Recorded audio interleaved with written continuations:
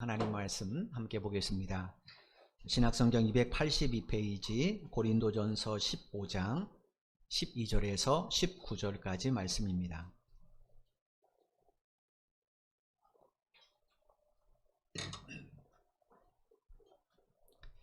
신약성경 282페이지 고린도전서 15장 12절에서 19절까지 말씀입니다. 찾으신 줄 알고 제가 봉독해 드리겠습니다. 12절입니다. 그리스도께서 죽은 자 가운데서 다시 살아나셨다 전파되었거늘 너희 중에서 어떤 사람들은 어찌하여 죽은 자 가운데서 부활이 없다 하느냐. 만일 죽은 자의 부활이 없으면 그리스도도 다시 살아나지 못하셨으리라. 그리스도께서 만일 다시 살아나지 못하셨으면 우리가 전파하는 것도 헛것이요 또 너희 믿음도 헛것이며 또 우리가 하나님의 거짓 증인으로 발견되리니 우리가 하나님이 그리스도를 다시 살리셨다고 증언하였음이라. 만일 죽은 자가 다시 살아나는 일이 없으면 하나님이 그리스도를 다시 살리지 아니하셨으리라.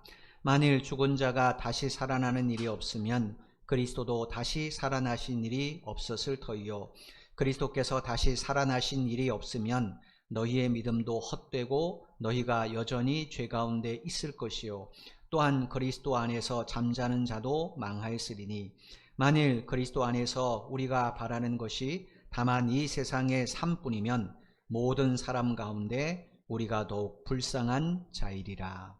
아멘.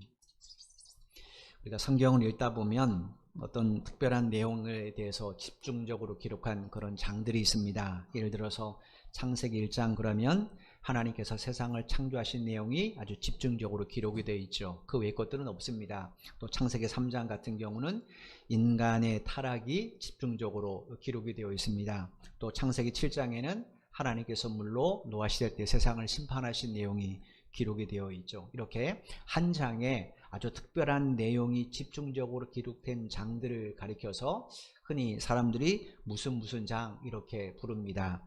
창세기 1장 같은 거는 창조가 담겨있기 때문에 창조장이라고 하고 창세기 3장은 인간의 타락이니까 타락장이라고 부르고 7장은 이제 홍수장이라고 부릅니다. 우리가 읽은 이 고린도전서 15장도 바로 이런 별칭이 하나 있습니다. 무슨 별칭이냐면 부활장이라는 별칭이에요. 이거 뭐냐면 이 고린도전 15장에는 다른 내용이 없어요. 바울이 주님께서 바울을 통해 예수 그리스도의 역사적 부활의 사실성, 그 다음에 그로 인하여 성도들의 몸의 부활에 대한 사실성, 이 두 가지만 사도 바울이 고린도서 15장에 기록을 해놨어요. 그래서 이걸 부활장이라고 말해요. 바울이 왜 58절에 이르는 이 긴 문장을 오직 부활에 대해서만 기록했는가? 그건 우리가 지난번에 말씀드렸죠. 고린도 성도들 가운데 일부 성도들이 야, 사람이 죽으면 끝이지 죽은 사람이 어떻게 다시 부활해? 이렇게 성도의 몸의 부활을 믿지 않았기 때문에 그래요. 오늘 본문 12절 말씀을 보십시오. 그리스도께서 죽은 자 가운데서 다시 살아나셨다 전파되었거늘 너희 중에서 어떤 사람들은 어찌하여 죽은 자 가운데서 부활이 없다 하느냐. 앞에 죽은 자 가운데서 다시 살아나셨다. 이건 예수님의 부활을 이야기해요. 그 다음에 뒤에 어떤 사람들은 어찌하여 죽은 자 가운데서 부활이 없다느냐. 이 말은 죽은 성도들 가운데 부활이 없다. 이 말이에요. 그러니까 일부 성도가 야, 사람이 한 번 죽으면 끝이지 죽은 사람이 어떻게 부활해? 이렇게 주장했던 거예요. 여러분, 이 사람들은 예수님의 부활의 역사적 사실성을 믿지 않는 건 아닙니다. 그건 믿어요. 예수님이 죽으시고 부활하셨다? 이걸 안 믿으면 어떻게 그리스도인이 됐겠어요? 그죠? 예수님의 죽으심도 믿고 예수님의 부활도 믿습니다. 다만 뭘 안 믿는 거예요? 죽은 성도가 다시 몸이 부활한다는 것, 주님 오실 그날 다시 몸이 부활한다는 것, 이건 안 믿습니다. 우리가 보기엔 이게 별거 같아요. 예수님 안 믿는 것 아니잖아요. 그런데 이 성도의 몸의 부활을 믿지 않는 것은 결국은 예수를 진짜 안 믿는 것과 연결됩니다. 오늘 본문의 사도 바울이 논리적으로 이걸 잘 이야기해줘요. 우리가 아무것도 아닌 것 같은데 이거 하나 부인한다고? 그렇지 않습니다.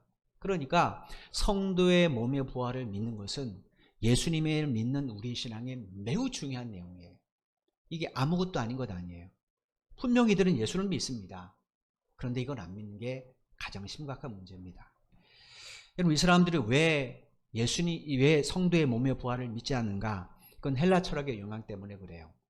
아시는 것처럼 고린도란 도시는 헬라 문학의 도시기도 합니다. 여기에는 헬라 철학자들이 굉장히 많이 일어났어요.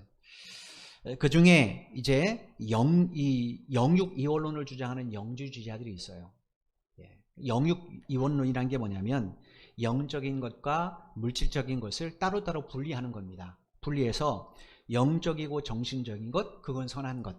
그 다음에 물질적이고 육체적인 것, 그건 악한 것. 왜 이런 논리가 나오는가? 사람이 태어날 때 악하지 않잖아요. 그죠? 이 헬라 철학자들은 우리 동양 철학의 선악설을 믿지 않습니다. 성선설만 주장하는 거예요. 헬라 철학을 가만히 보시면 다 성선설이에요. 사람은 태어나면 선하다라는 거예요. 근데 왜 인간이 이렇게 악하게 됐는가? 그건 영혼은 선하고 육체는 악하기 때문이라는 거예요. 그래서 선한 영혼이 악한 육체에 갇혀서 포로로 잡혀서 악한 육체에 이끌려서 악한 일을 하게 된다는 거예요. 그러니까 헬라 철학자들, 특별히 영육 이원론을 주장하는 자들은 사람의 몸을 뭐라고 생각하는가? 영혼의 감옥이라고 생각하는 거예요. 그럼 죽음은 뭐겠습니까? 그 영혼의 감옥에서 그 선한 육체가 해방되는 게 죽음이에요. 사람이 죽으면 영혼이 없어지잖아요. 그죠? 그 사람 몸에서 떠나잖아요. 없어진 게 아니라 소멸하진 않지만 그 몸에서 없잖아요. 그러니까 그 감옥에서, 육체의 감옥에서 탈출했다는 거예요. 그러면 이 사람들이 보기에 기독교가 말하는 부활은 어떤 겁니까? 겨우 빠져나온 그 선한 육체가 다시 자기 발로 감옥으로 들어가는 거예요. 그러니까 헬라 사람들은 기독교가 말하는 부활이 말이 안 되는 이야기입니다. 그들이 생각하기에. 고린도 사람들은 이런 문화에서 자랐어요. 여러분, 우리나라 사람들은 태어나면 그렇게 많이 강요 안 해도 예의 범절이나 유교 사상이 어느 정도 물들어 있잖아요. 또 불교 문화도 어느 정도 물들어 있잖아요. 그죠? 가르치지 않아도 자연스럽게 어릴 때부터 보고 배운 거란 말이에요. 이 사람들도 마찬가지. 고린도 사람들도 어릴 때부터 그런 헬라 철학을 자연스럽게 보고 듣고 배웠단 말이에요. 가서 뭐 고린도에 있는 신전에 가서 제사하는 것, 이것도 다 배우고, 결혼식 때 신전에 가서 하는 것, 장례식도 신전에서 치르는 것, 이건 뭐 학교에서 배우지 않아도 이건 자연적인 문화란 말이에요. 이런 문화 속에서 자라난 고린도 사람들 입장에서는 성도의 몸의 부활을 믿는 게 쉽지 않습니다. 왜냐? 당장 같이 신앙생활하던 나의 부모가 돌아가셨어요. 부활할 줄 알았는데 그 시신은 어떻게 됩니까? 썩어서 해체된단 말이에요. 육체가 있으면, 예를 들어서 뭐 냉동 고에 이렇게 사람이 몸에 보관되어 있으면 내장도 뇌도 그대로니까 부활을 어느 정도 기대할 수 있잖아요. 근데 땅에 묻으면 어떻게 됩니까? 다 소멸되잖아요. 뼈밖에 없습니다. 사라진 내장, 사라진 피부, 사라진 뇌, 이게 어떻게 되살아납니까? 사라졌는데. 그러니까 성도들 입장에서는 예수님의 부활, 나 그거 믿어. 근데 성도의 부활, 이건 아무리 봐도 이건 믿어지지가 않는 거예요. 그래서 그 사람들이 성도의 부활은 없어, 이렇게 생각했던 겁니다. 뭐 헬라 사람만 그런 건 아니에요. 유대인들 가운데도 이 육신의 몸의 부활을 믿지 않은 사람들이 있습니다. 누구냐면 사두개인들이에요. 사도행전 23장 6절로 8절입니다. 바울이 그중 일부는 사두개인이요 다른 일부는 바리새인인 줄 알고 공회에서 외쳐 이르되, 여러분 형제들아, 나는 바리새인이요 또 바리새인의 아들이라. 죽은 자의 소망 곧 부활로 말미암아 내가 신문을 받노라. 그 말을 한즉 바리새인과 사두개인 사이에 다툼이 생겨 무리가 나뉘어지고, 이는 사두개인은 부활이 없고 천사도 없고 영도 없다 하고 바리새인은 다 있다 함이라. 사도행전 23장이 무슨 이야기냐면, 바울이 이제 3초 전도행을 합니다. 그리고 마지막에 성령을 통해서 바울아, 너 로마에 가서 복음을 전해야 돼. 그런데 그 전에 먼저 예루살렘에 가게 될 거야. 거기 가면 결박과 환난이 너를 기다리고 있어, 말씀하셨어요. 근데 성령의 음성이니까, 성령의 뜻이니까 바울은 결박과 환난이 있지만 예루살렘으로 가요. 그리고 거기서 실제로 유대인들에게 체포당해서 산헤드린 공회에서 재판받는 내용이 사도행전 23장이에요. 산헤드린 공회는 아시는 것처럼 유대의 최고 의결기관입니다. 우리로 말하면 사법, 입법, 행정의 권한을 다 가진 게 산헤드린 공회예요. 물론 헤로드 왕이라는 분봉왕이 있습니다. 유대와 사마리아를 다스리는 분봉왕이 있지만, 만약에 사마리아는 공의원들이 그 분봉왕이 마음에 안 들어서 로마 황제한테 뭔가 항소를 한다. 그럼 로마 황제는 사내들은 공의회의원들의 말에 의견에 귀를 기울입니다. 그러니까 이 분봉왕들도 누구의 눈치를 볼 수밖에 없어요? 이 사내들은 공의의 눈치를 볼 수밖에 없는 겁니다. 그만큼 막강한, 유대사에서 막강한 권력을 가진 사람이 사내들은 공의예요. 이 사내들은 공의는 어떻게 구성되는가? 의장이 대제사장입니다. 그러니까 의장을 포함해서 70명, 71명이에요. 의장을 빼면 70명이고 어딘 70명 그러면 의장이 포함되고 뺐다 생각하시면 됩니다. 여기에 각 지파의 장로들이 있습니다. 그 다음에 서기관들이 있어요. 서기관들은 주로 대부분이 바리새인 출신들이 많습니다. 그 다음에 거기에 이제 사두개인이 있습니다. 이 사두개인들은 부활을 안 믿어요. 이 사두개인들이 어떻게 형성됐는가? 사두개인은 다윗 시대 때 대제사장이 사독입니다. 그런데 이 사독의 후예들입니다. 대부분 이 사독의 이름을 빌려서 유래된 분파예요. 우리는 그 대제사장의 정통성을 이어받은, 그 신앙을 이어받은 사람들이라는 거죠.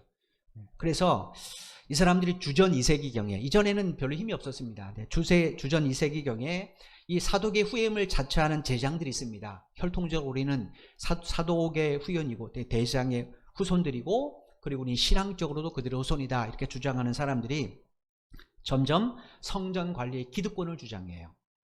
여러분 성경에 보시면 다윗 시대 때 제사장이 둘이 생깁니다. 대제사장이. 그 중에 사독이 사실은 이게 혈통적으로는 더 아론의 후손에 가깝습니다. 그러니까 이들이 성전 관리의 기득권을 주장해. 그러면서 이제 사두개파가 형성이 돼요. 근데 여기에 누가 포함되는가? 세상의 모든 권력을 가졌지만 종교적 권리를 갖고 싶은 사람들이 여기에 참여합니다. 누구냐면 세습귀족들. 태어나니까 부모님이 귀족이에요. 부자예요. 근데 세상에 권력은 있는데 명예가 없습니다. 종교적 명예? 그걸 얻고 싶은 거예요. 그 다음에 신흥부자들. 말하면 중상층인 사람들이 갑자기 떼부자가 된 거예요. 그 사람들 당연히 어떡합니까? 명예를 얻고 싶죠. 이런 사람들이 이제 사두개파에 들어가기 시작합니다. 그래서 예수님 당시에는 유대사에서 가장 막강한 권력 계층을 형성해요. 대제사장도 여기 힘을 실어줍니다. 그러니 여러분 종교적으로 정치적으로 큰 권력을 가졌어요. 경제적으로 어려움이 없습니다. 그럼 이런 사람들이 뭘 중요하게 생각할까요? 내세요? 내세 중요하지 않습니다. 그죠? 지금 당장의 현실이 더 중요하죠. 아니 지금 당장 뭐 생활고도 없고 아무 걱정도 없는데 먹고 사는데 문제가 없고 이런 부유한데 내세가 내게 뭐 필요합니까? 그죠? 오히려 이것이 지속되는 게 더 중요하죠. 그러니까 이 사람들 어땠는가? 천사, 부활, 영생 같은 내세는 안 믿습니다. 특별히 구약 성경에도 모세 오경의 권위만 인정해요. 다른 구약 성경, 여호수아부터 말라기까지의 구약 성경 권위는 인정하지 않습니다. 이유가 뭔가? 이 사람들은 하나님께서 인간에게 모세를 통해 율법을 주시고 인간 역사는 개입하지 않았다라는 거예요. 자, 이거 주시고 야 너희들끼리 이렇게 살아 하고 인간 역사에 개입하지 않았다라는 거예요. 여러분 율법이 오면 핵심이 뭡니까? 이웃사랑이 핵심입니다. 그죠? 하나님 사랑과 이웃사랑이 핵심이잖아요. 그 중에 하나님이 고아와 과부를 돌보라 말씀하셨는데 이 부유한 사람 입장에서는 이게 그렇게 좋은 이야기는 아니잖아요. 그죠? 그 다음에 희년들 이런 거 다 적용하는데 쉽지 않죠. 그러니까 하나님께서 율법만 주시고 인간 역사에 개입하지 않는다라는 거예요. 그렇게 성경을 축소시켰어요. 그러니까 이 사람들은 오직 자기들의 기득권, 자기들이 누리는 것 이게 더 중요한 거예요. 내세? 그건 중요하지 않습니다. 여러분 한국교회가 왜 이렇게 많이 극적으로 부흥했는가? 그건 전쟁 이후에 지극히 가난했기 때문이겠습니다. 가난하니까 내세에는 근심도 없고 눈물도 없고 걱정도 없다는데 그 세계가 얼마나 좋습니까? 그러니까 소망을 이 땅에 두지 않고 하늘나라에 둔 거예요. 그런데 이 사람들은 하늘나라에 둘 필요가 없는 거예요. 아니 여기서 잘 사는데 천국 가서 지금처럼 사는 게 그게 중요한 겁니까? 이런 바리새인들이에요. 그러니까 헬라 사람들은 인간의 몸의 부활을 안 믿습니다. 유대인들 가운데서도 안 믿는 사람들이 있었다라는 거예요. 이런 이야기들을 고린도의 성도들이 들었잖아요. 자기들은 헬라 문화에서 자랐고 그러다 보니까 이제 고민이 되는 거예요. 자기의 부모, 자기의 사랑하는 형제들, 배우자들 살아있을 때, 친구들 살아있을 때는 별로 여기에 고민을 안 했어요. 근데 죽었는데 이제 이별이잖아요. 사도 바울은 우리들에게 몸의 부활을 가르쳤는데 반드시 있을 거라고 말하는데 아무리 기다려도 죽은 사람은 대답이 없단 말이에요. 그리고 고민하는 거예요. 고민하는 거예요. 그리고는 그들의 마음이 어릴 때부터 배웠던 이 헬라 철학에 흔들리는 거죠. 그래서 그들이 내린 결론이 뭔가? 봐라, 땅속에 묻힌 사람 가운데 다시 일어난 사람이 있는가? 없지 않는가? 그러니까 예수님은 부활하셨지만 그 예수를 믿는 성도는 죽음으로 끝난다. 몸의 부활은 없다. 그냥 영혼만 천국 갈 것이다. 간다. 이렇게만 그들이 믿는 거예요. 우리가 보기엔 이게 심각해 보이지 않잖아요. 예수님을 부인하는 게 아닌데. 근데 이거는 신앙의, 구원받는 신앙의 매우 심각한 결정입니다. 그걸 지금 바울이 이야기하는. 그래서 지금 15장에서 이야기를 굉장히 중요하게 다루는 겁니다. 13절 말씀 보겠습니다. 만일 죽은 자의 부활이 없으면 그리스도도 다시 살아나지 못하였으리라. 여러분, 그리스도인들의 구원의 근거가 뭡니까? 예수님의 십자가죠. 그죠? 예수님께서 골고다 언덕에 십자가가 세워지고 거기에 못 박혀 죽으셨는데 그때 십자가에 못 박힌 분은 분명히 예수님이에요. 근데 어떻게 그 예수님의 죽음이 우리의 죽음이 됩니까? 2000년 전 사건인데 그건 우리가 그 예수님을 믿음으로, 구세주로 믿음으로 마음이 영접한 그 순간 시간과 공간을 초월해서 주님이 우리 안에, 우리가 주님 안에 있게 된 겁니다. 그러니까 주님의 죽음, 2000년 전의 주님의 죽음이 누구의 죽음이에요? 나의 죽음이 되는 거예요. 그죠? 주님이 내 안에, 내가 주님 안에 있으니까 십자가에 못 박혀 죽으신 그 주님 안에 누가 있는 거예요? 내가 있는 거예요. 그래서 2000년 전 사건이지만 그 예수님의 십자가가 나의 죽음이 되는 것이고 그로 인하여 내가 죄에서 사함을 받게 된 거란 말이에요. 그런데 그 예수님께서 아시는 것처럼 무덤에 묻히신 지 사흘째 된 날 죽음을 깨뜨리시고 부활하셨어요. 그런데 부활하실 때 영으로만 부활하셨나요? 아니죠. 그죠? 우리가 요한복음에 보면 제자 도마가 예수님의 손바닥에 있는 그 못자국, 예수님의 옆구리에 난 창자국을 봤습니다. 예수님이 야 만져봐라 이렇게 말씀하셨어요. 그러니까 예수님 부활하실 때 어떻게 부활하셨어요? 십자가에 못 박히신 그 몸, 마리아를 통해 이 땅에 입게 된 그 몸을 가지고 부활하셨어요. 근데 여러분 한번 생각해 보시면 상식적으로 예수님은 하나님의 아들이잖아요. 우리처럼 흙으로 빚어진 인간이 아니잖아요. 하나님의 모습으로 형체가 있을 것 아닙니까? 그러면 굳이 인간의 그 몸을 다시 입을 필요가 있습니까? 없습니까? 그건 원래 예수님 몸이 아니잖아요. 입을 필요가 없죠. 근데 왜 예수님께서 굳이 그 십자가에 못 박힌 인간의 몸을 입으시고 그 몸 그대로 부활하셨냐라는 거예요. 이유가 뭘까요? 그건 죽음 후에 우리의 믿는 자들의 몸이 어떻게 되는 것을 직접 보여주시고 가르쳐 주시기 위함입니다. 우리도 그렇게 부활하게 된다는 거예요. 여러분, 이건 우리에게 왜 중요한가? 생각해 보십시오. 만약에 우리가 영으로만 구원받는다, 그럼 굳이 이 세상에서 힘들게 경건한 삶 살 필요가 있습니까? 아니, 뭐 힘들게 이 성경 말씀대로 그리스도답게 살 이유가 있습니까? 우리 영혼은 예수를 믿는 그 순간 분명히 구원을 받았어요. 그죠? 그럼 어차피 썩어질 몸인데 내 마음대로 살아도 되잖아요. 먹고 싶은 거, 즐기고 싶은 거 내 마음대로 하면 되잖아요. 근데 왜 우리는 성경 말씀 따라 살아야 됩니까? 그게 예수님의 부활하신 모습에 담겨 있는 거예요. 우리 영혼뿐 아니라 우리 몸도 구원의 대상이기 때문에 그래요. 우리의 영혼도 구원받았지만 우리의 몸도 구원의 대상입니다. 이건 우리가 나중에 15장을 살펴볼 조금 뒷부분을 살펴볼 때 조금 더 깊이 이걸 다루게 될 겁니다. 그래서 예수님께서 십자가에 못 박히신 그 몸 그대로를 가지고 부활하시는 거예요. 그러니까 구원을 받은 몸이고 구원을 받을 몸이니까 우리 몸은 누구의 것입니까? 내 것이 아니죠. 예수님께서 십자가의 보혈로 우리를 사셨다고 그랬잖아요. 우리 몸 누구 겁니까? 하나님의 것이죠. 그럼 우리 누구를 위해 살아야 됩니까? 그분을 위해 살아야죠. 여러분 히브리서 보면 뭐라고 이야기해요? 나중에도 이 이야기는 15장 하면서 많이 반복될 겁니다. 15장에 보면, 히브리서에 보면 사람이 한 번 죽는 것은 정한 이치고 그 위에 뭐가 있어요? 하나님의 심판이 있어요. 그 다음에 또 히브리서에 무슨 내용이 있는가?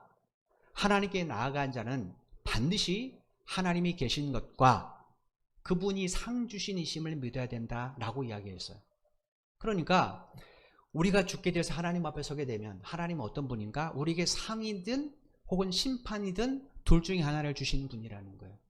그럼 뭐에 대해서 상을 주고 뭐에 대해서 심판하실까요? 이미 우리 영혼은 구원을 받았습니다. 그러면 하나님께서 도대체 뭘 심판하시고 뭐에 대해서 상을 준다는 이야기예요? 우리 육체입니다. 육체. 그죠? 우리 육체예요. 이 몸을 가지고 하나님의 것인데 누굴 위해 살았냐는 거예요. 여러분, 예수님의 달란트 비유를 생각해 보십시오. 어느 주인이 먼 길을 떠나기 전에 3명의 종을 불렀습니다. 수많은 종 가운데 특별히 3명의 선택을 받았어요. 한 사람은 1달란트, 한 사람은 2달란트, 한 사람은 5달란트를 주고 떠나셨습니다. 그리고 돌아왔어요. 자, 내 달란트 가지고 뭐 했는지 계산하자는 거예요. 이게 마지막 때잖아요. 그런데 1달란트는 그거 주인의 것이니까 난 땅에 묻었습니다. 이 사람 잘못한 거 있습니까? 없습니까? 없잖아요. 주인의 것은 주인의 것, 내 몸은 내 몸. 그건 내 몸 갖고 나를 위해 살지 내가 왜 그거 갖고 장사합니까? 이 논리니까. 근데 2달란트, 5달란트 받은 사람은 그 몸을 가지고 어떻게 했습니까? 주인을 위해서 살았어요. 주인이 뭐라고 말합니까? 그들이 잘했다고 칭찬하잖아요. 1달란트, 이 사람 손해본 것 아니에요. 주인의 것 전혀 손실 본 것 아닙니다. 그런데 바깥 어두운데 내어 쫓김을 당할 거라고 말씀하셨어요. 이게 우리들의 마지막. 여러분의 몸은 여러분의 것 아닙니다. 여러분은 예수님을 믿는 순간 여러분의 영혼이 구원받았고 여러분의 육체도 구원받았어요. 그런데 아직 이 몸을 갖고 천국에는 안 갔습니다. 그럼 어떻게 됩니까? 그때까지 이 몸을 가지고 천국을 향하여 살아가야 되죠. 바울이 지금 이야기하는 거예요. 왜 일부 성도들이, 고린도인 일부 성도들이 성도의 몸의 부활을 부인하는가, 받아들이려고 하지 않은가? 그건 내 멋대로 살고 싶은 거예요. 내 멋대로 살고 싶은 거예요. 그래서 이 문제가 일어난 거고 고린도 교회에 이런 여러 가지 다양한 문제들이 발생하게 되는 거예요. 바울이 이걸 이야기하는 겁니다. 여러분, 우리 몸의 부활의 근거는 예수님이세요. 13절 말씀이 뭡니까? 만약에 우리의 부활이 없다면 뭐도 없어요? 예수님 다시 살아나지 않아요. 그러면 내 몸의 부활, 성도의 몸의 부활을 부인하는 것은 뭘 부인한 것과 같습니까? 예수님의 부활을 실주로 믿지 않는 것과 똑같다는 거예요. 그러면 그 사람은 구원을 어떻게 받습니까? 그죠? 몸의 부활을 믿지 않는 게 아무것도 아닌 것 같지만 그렇지 않습니다. 진짜 여러분이 예수님의 십자가의 죽으심과 부활을 믿는다면 여러분의 영혼도 여러분의 몸도 구원의 대상임을 믿으셔야 돼요. 여러분의 영혼은 구원받았습니다. 여러분의 몸은 어떻게 하시렵니까? 이게 우리가 성경에서 그렇게 강조하는 하나님의 자녀답게 살아야 된다, 그리스도답게 살아야 된다는 이야기예요. 이스라엘 백성들이 애굽에서 출애굽됐습니다. 출애굽된 그 순간 분명히 그들의 영적 신분은 바뀌었어요. 애굽의 노예에서 하나님의 백성으로 바뀌었습니다. 왜 출애굽시켰습니까? 가나안 땅 들여보내시기 위해서. 자, 거기까지 누가 걸어가야 됩니까? 이스라엘 백성이 걸어가야 돼요. 뭘 갖고요? 몸을 가지고 걸어가야 돼요. 이 몸을 가지고, 출애굽한 그 몸을 가지고 걸어가야 되는데 다 들어갔습니까? 아니잖아요. 그 몸으로 하나님을 대항하고 하나님 앞에 불평하고 원망하고 그 몸으로 하나님의 말씀과 반대되는 삶을 사는 사람들은 다 광야에서 생을 마감했다, 이렇게 기록이 되어 있잖아요. 바울이 15장을 길게 쓴 이유가 바로 여기에 있습니다. 14절 15절 말씀 보겠습니다. 그리스도께서 만일 다시 살아나지 못하셨으면 우리가 전파하는 것도 헛것이요 또 너희 믿음도 헛것이며 또 우리가 하나님의 거짓 증인으로 발견되리니 우리가 하나님이 그리스도를 다시 살리셨다고 증언하였습니다. 만일 죽은 자가 다시 살아나는 일이 없으면 하나님이 그리스도를 다시 살리지 아니하셨으리라. 여러분, 15절의 맨 마지막 부분을 보십시오. 만일 죽은 자가 다시 살아난 날이 없으면 하나님이 뭐 하셨을 거라는 거예요? 십자가에 못 박히신 예수님을 굳이 부활시키지 않으셨다는 것. 그러니까 성도의 몸의 부활을 믿지 않는 것, 여러분의 몸이 얼마나 존귀한 것을 믿지 않는 것은 주님의 부활을 믿지 않는 것과 같은 영향력이 있는 겁니다. 여러분 14절에 우리말로 헛것이요 헛것이며 뭐 이런 이 단어는 속이 비었다, 뭐 무의미하다, 내용이 없다라는 거예요. 그럼 만약에 예수님이 부활하지 않았다, 그러니까 우리 몸이 부활이 없다는 것은 예수님의 부활이 없다는 것과 동일하다고 말했잖아요. 예수님이 부활하지 않았다. 그럼 우리가 예수 믿는 믿음, 또 우리가 그 예수를 전하는 복음, 이거 다 뭡니까? 무의미한 거짓 메시지죠. 왜냐? 본래는 실체가 없는데 우리가 실체가 있는 것처럼 이야기하니까. 그럼 거짓이죠. 그럼 하나님 그걸 가만두시겠습니까? 가만 안 두십니다. 바울이 15절에 뭐라고 말해요? 만약에 그렇다면 하나님이 우리를 하나님의 거짓 증인으로 본다는 거예요. 하나님의 거짓 증인, 이게 문자적으로 번역하면 하나님에게 대응하는 거짓 선지자라는 거예요. 왜냐? 없는 것 있는 것처럼 이야기하니까. 그건 하나님을 속이는 것이고 사람을 속이는 거잖아요. 따라서 여러분, 성도의 몸의 부활을 부인하는 것, 그건 예수 그리스도의 부활을 부정하는 것과 같고, 예수의 십자가의 부활을 부정하는 것은 예수님의 십자가의 죽으심을 부정하는 것과 같고, 그것은 곧 그 예수님을 통해 우리를 구원하시려는 하나님의 구원과 하나님을 부정하는 것과 같은 거예요. 이게 얼마나 심각한지 보십시오. 우리가 정말로 예수를 믿으면 우리는 함부로 살 수 없습니다. 진짜 우리가 예수를 믿으면 우리 삶의 내용, 삶의 목적, 내가 예배한다는 이 사실, 이게 얼마나 존귀하고 가치인 줄 알기 때문에 우리가 함부로 살 수가 없는 거죠. 여러분 생각해 보십시오. 만약에 예수님이 부활하지 않았다, 그러면 또 성도의 몸에 부활이 없다, 그러면 지금 여러분에게 고린도전서 15장을 설교하는 저는 어떤 사람입니까? 거짓말쟁이고 가장 악한 사기꾼입니다. 그렇지 않습니까? 여러분에게 거짓말을 이야기하는 거니까. 근데 저는 거짓말하지 않습니다. 왜냐?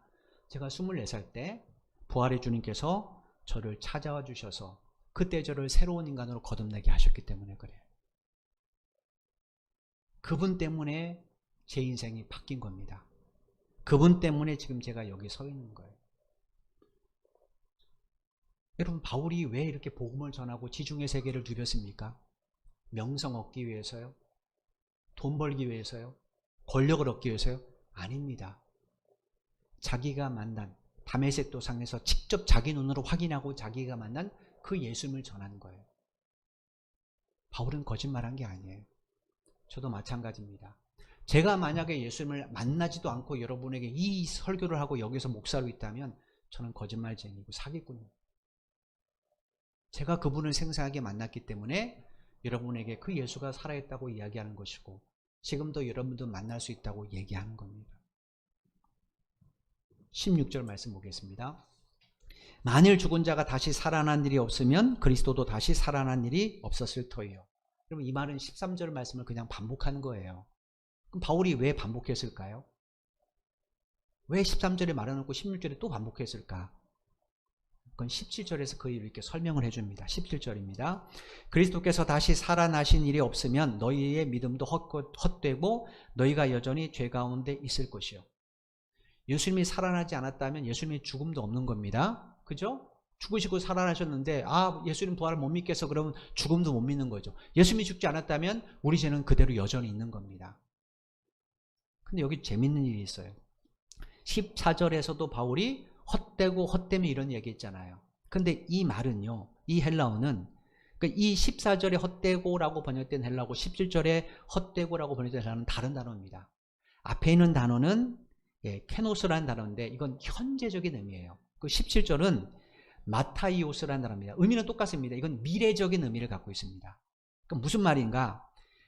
지금 우리가 예수님의 부활을 믿는 예수님 부활하지 않았다면 그러면 지금 믿는 내 믿음이 헛것이고 내 인생의 미래도 헛되다는 거예요. 여러분 맞는 말이지 않습니까? 생각해 보십시오. 만약에 예수님의 부활이 없다. 나는 예수가 부활했다고 믿고 지금 열심히 살아요. 그런데 예수님이 부활하지 않았다. 그럼 지금 예비하는 지금 저와 여러분은 뭐합니까? 헛짓거리 하는 거예요. 그죠? 그럼 우리의 미래는 어떻습니까? 헛된 거죠. 여러분이 여기 왜 와서 예배를 드립니까? 예수님이 죽으시고 부활했다는 걸 믿기 때문이잖아요. 이 믿음 갖고 매주일마다 열심히 교회 가서 예배를 드렸어요. 세상에서 내가 하고 싶은 건 많이 있고 내 성격대로 하고 싶은데 성경이 그렇게 하지 말라고 용서하고 뭐 겸손하고 섬기라 이런 말씀을 하시니까 내 성격 죽여가면서 내가 하고 싶은 말도 죽여가면서 내가 그렇게 살려고 노력을 했어요. 그리고 죽었습니다. 죽고 봤는데 예수님 부활 없어요. 성도의 모험도 없어요. 그럼 여러분의 인생이 뭡니까? 헛되게 산 거죠. 헛되게 산 거죠. 예수의 부활을 부인하는 것, 성도의 몸의 부활을 부인하는 건요. 이렇게 우리 인생을 헛되게 만든다라는 것. 근데 정말 그럴까요? 그렇지 않습니다. 18절 말씀 보겠습니다.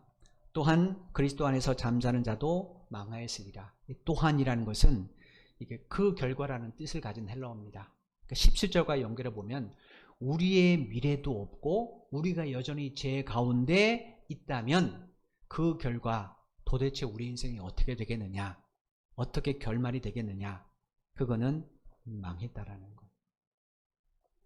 여러분, 사도 바울은 육체의 죽음을 서신서에서 잠이라고 표현합니다. 예수님도 복음서에서 잠이라고 자주 표현합니다. 왜 표현하냐면 예수님께서 이 땅에 재림하시는 그날 큰 나팔 소리와 함께 죽었던 성도의 몸이 다시 부활할 것이기 때문에.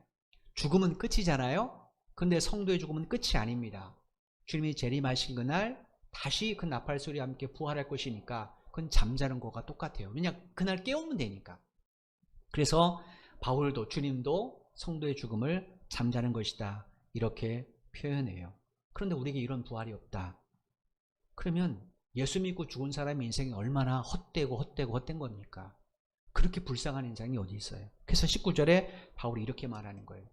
만일 그리스도 안에서 우리가 바라는 것이 다만 이 세상뿐이면 모든 사람 가운데 우리가 더욱 불쌍한 자리이다. 우리의 인생이 죽음으로 끝이 난다면 우리가 왜 고귀하고 가치 있는 삶을 살 필요가 있겠습니까? 뭐 때문에 신앙생활을 하겠습니까? 부활이 있기 때문에 성령께서 우리로 그런 삶을 살 수 있도록 우리 마음에 도전을 주시고 찔림을 주시고 우리를 위로하시고 격려해 주시는 거예요. 여러분 생각해 보십시오. 초대교회 성도들이 왜 자신들의 전 재산을 다 던졌는가? 왜 그들이 맹수의 밥이 되는 것을 감수했는가? 왜 채찍에 맞으면서도 믿음을 굳히지 않았는가? 그건 주님과 함께 부활할 것을 실제로 믿었기 때문입니다. 믿지 않으면 그렇게 살 수 없어요. 우리 인생에 건강이 갑자기 나빠질 수 있어요. 경제적으로 큰 어려움이 있을 수 있습니다. 그래도 우리가 여전히 예수 믿는 이유는 뭔가? 그건 주님과 함께 내가 부활할 것을 믿기 때문에. 안 믿는 사람은 거기서 어떻게 합니까? 예수가 어디 있어? 하나님이 어디 있어? 하나님이 살아계신다면 내가 이렇게 열심히 신앙생활 하는데 내 건강이 이렇게 나빠질 수 있어? 내가 이렇게 열심히 헌금생활 했는데 내가 하는 일이 안 될 수 있어? 내 자식이 왜 다른 사람보다 못해야 되는데? 하고 낙심하겠죠. 왜냐? 그건 이 땅에만 소망을 두기 때문에 그렇습니다. 저나 여러분의 삶은 여기서 끝이 아니에요. 저 영원한 하나님 나라까지 이어집니다.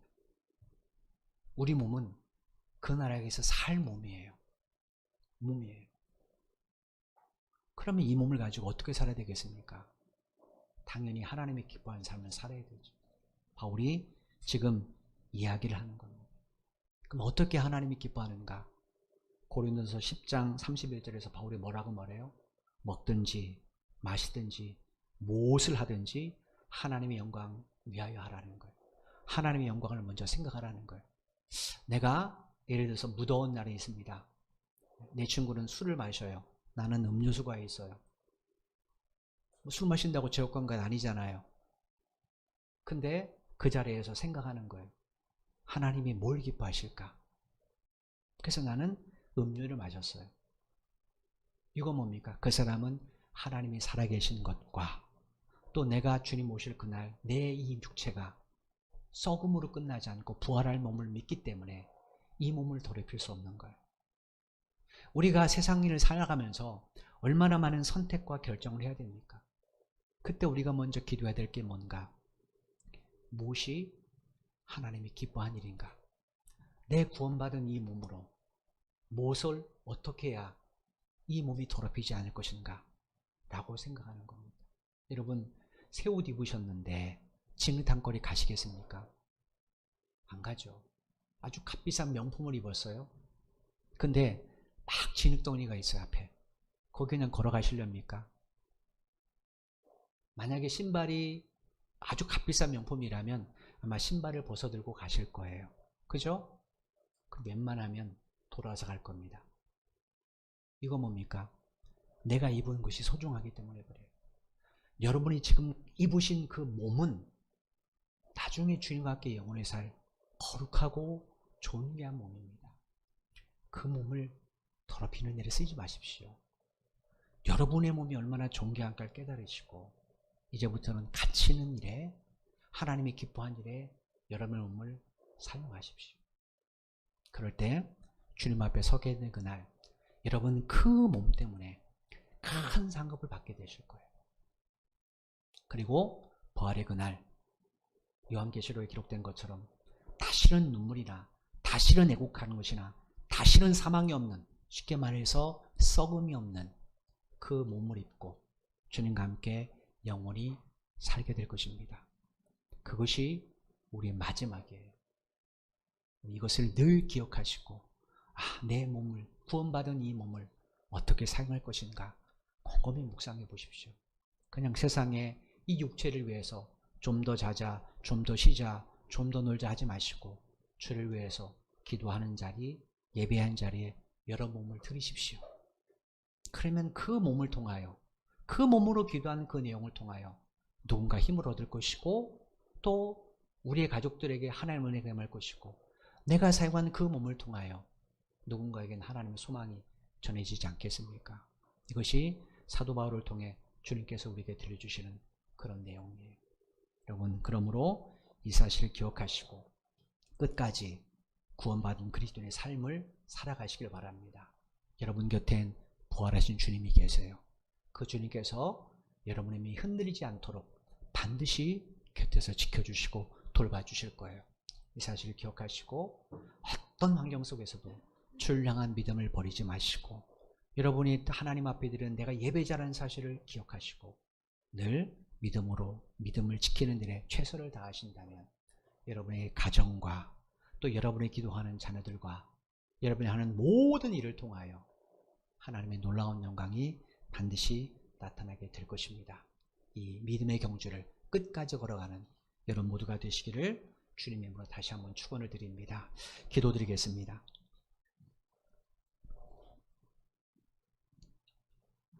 하나님 참 감사합니다. 우리를 사랑해 주셔서 오늘도 이 땅에 살다가 썩어질 이 몸을 위하여 살지 않게 하시고 구원받은 이 몸으로 영원히 살 그 나라를 바라보며 믿음의 경주를 걸어갈 수 있도록 은혜 베풀어 주셔서 감사합니다. 주께서 말씀하시기를 그 부활의 주님을 따르는 길은 좁고 협착하다고 말씀하셨습니다.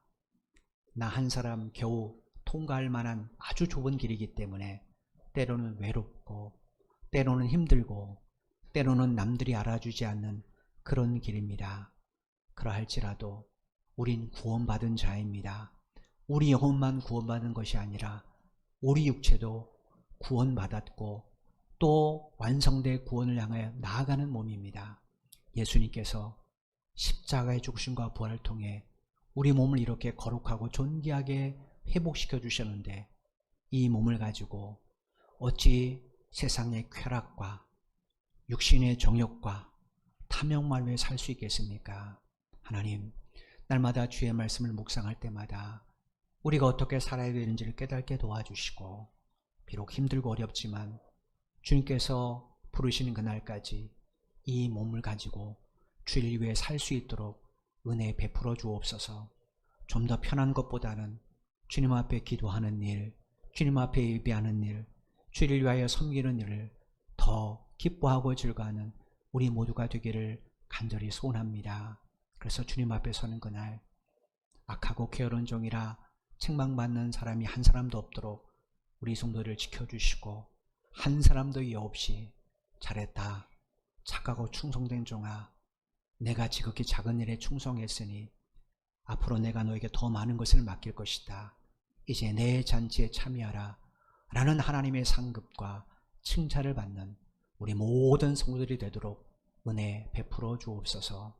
주님, 우리는 예배를 마치면 또다시 세상의 죄악된 문화 가운데 나아갑니다. 그 속에서도 우리가 지금까지 즐겼던 세상의 것보다는 하나님의 자녀임을 잊지 않게 하시고 하나님의 말씀, 성경의 문화를 더 따를 수 있는 우리 모두가 될 수 있도록 도와주옵소서. 예수님의 이름으로 간절히 기도드리옵나이다. 아멘.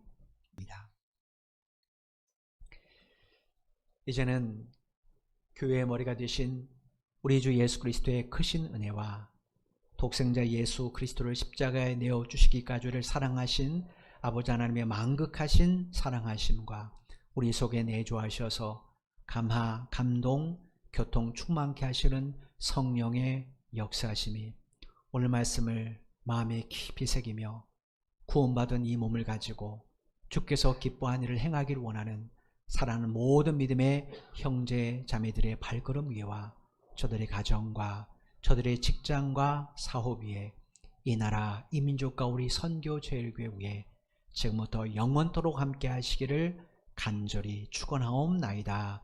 아멘.